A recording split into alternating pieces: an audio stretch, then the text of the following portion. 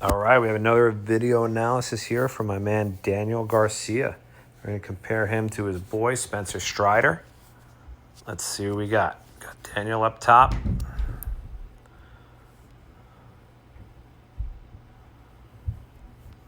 Okay, Spencer down below. We know how elite he looks. So let's break it down from the top. All right, leg lift, weight shift. Looks pretty solid right here. Boom. Leg lift, weight shift. Right? We're not seeing, because what a lot of guys do is they get in this position, and what they'll do is the old school drop and drive.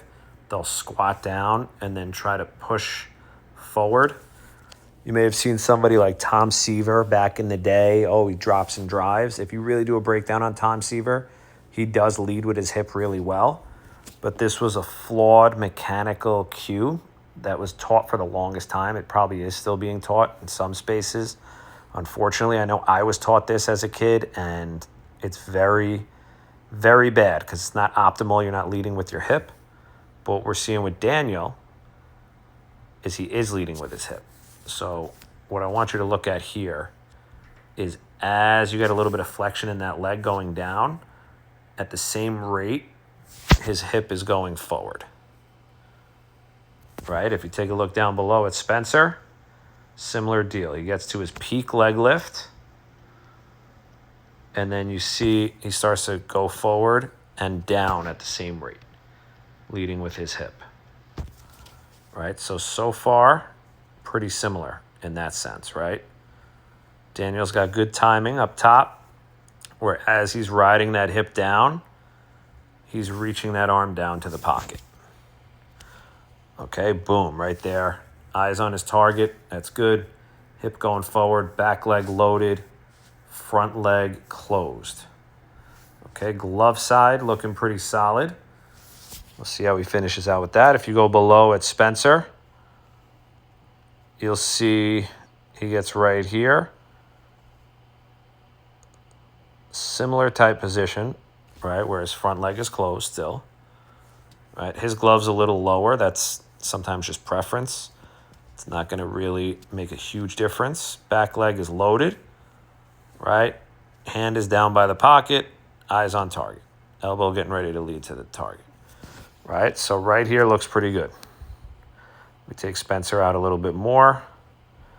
He does an awesome job of really riding that hip, where he's letting momentum and his body weight travel downhill while he just loads off that back leg. He just sits in that position until the last second. Now Daniel up top, he's throwing off a little bit of dirt, but obviously not a mound. Nevertheless, not a major league mound, but we'll still get a good frame of reference. Whereas he starts to go forward, you're seeing him really maintain that closed front hip a lot better than we've seen in past videos. Arm path looking really clean. Wow. Down by the pocket, right? Lead with the elbow up. Now, I hope I didn't speak too soon. Let's get him up into that throwing position. Boom, looks good. Throwing position we're looking at right here. Whereas he's going into front foot strike, we're in that 90 degrees. Right, so the throwing position looks good, right? The 90 degrees we always talk about. As you see here with Spencer, he gets up into that 90 degrees as well. The only issue is the timing of it, right? So Daniel, you're still not utilizing your hips to the fullest extent. Might be a mobility thing. It might also be a timing thing. And this is what I'm going to show you, right? If we look at Spencer down below, if you notice, hold on. So he rides that hip, and then when his hip fires forward, he pulls with the elbow up at the same time, right? So you're looking at this motion here. This is really where all the energy and momentum come to a head, and it explodes right there. Boom, you get the hip to fire, and you get the elbow to come up. And what that does is that creates separation in the midsection, right? So we end up in this position here where it's front foot strike, hips are facing home plate, shoulders and arm are going back, right? Creating tension right here in the middle. So for you up top, Daniel, what I'm seeing here is you're staying closed pretty well, but you're getting up to that throwing position really early.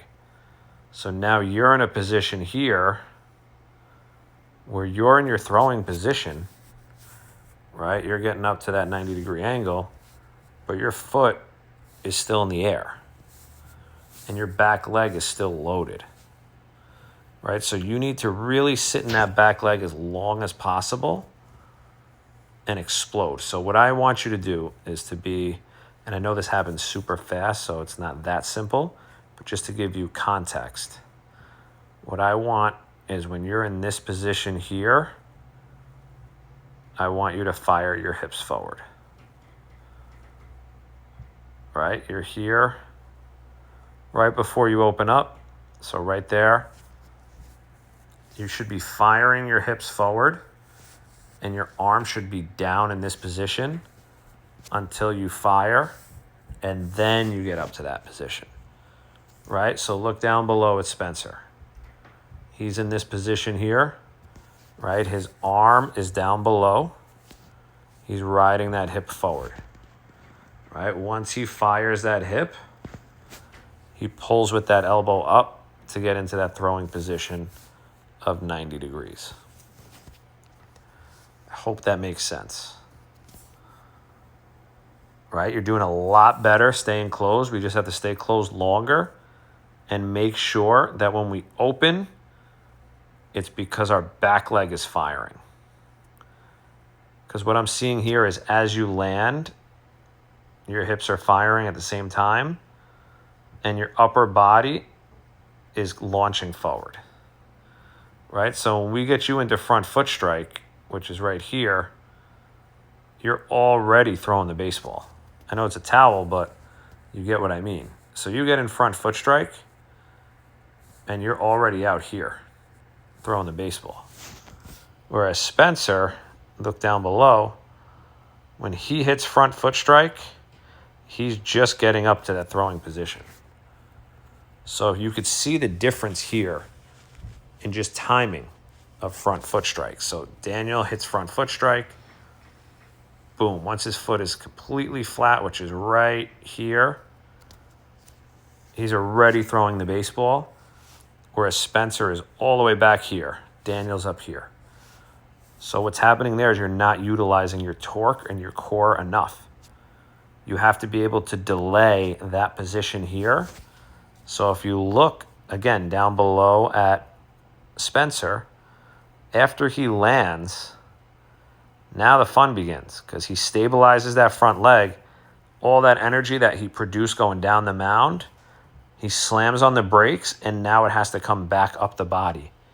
So as it comes back up the body, it goes up through the leg, out through the hips, out through the baseball.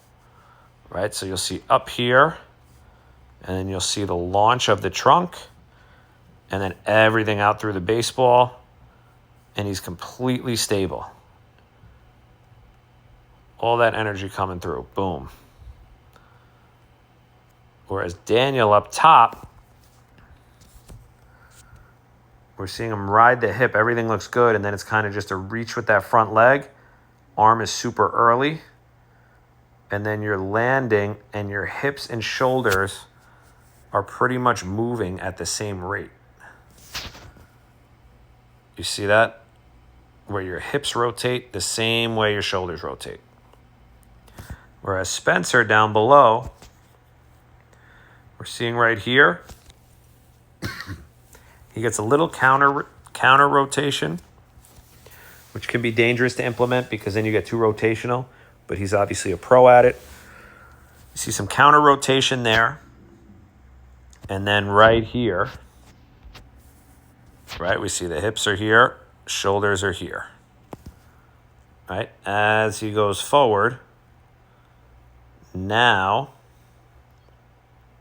front foot strike. The hips are forward. The shoulders are still facing back here. So his belt buckle is facing home plate, but his shoulders are facing us at third base. Whereas you up top, Daniel, everything's in sync. So you're not getting the benefit of that midsection separation. I really hope that this helps. I'm happy to discuss this further with you. Let me know what you think. You've really come a long way in terms of utilizing your lower body. We just have to take that to the next level. I really like the arm path. The timing is just off. And then front sidewise, it would be more ideal if you could reach that glove out a little better and then tuck it, because you're kind of just riding it out and tucking it prematurely, and you're going to lose leverage there. So keep up the good work. Fix your timing. Let me know what you think.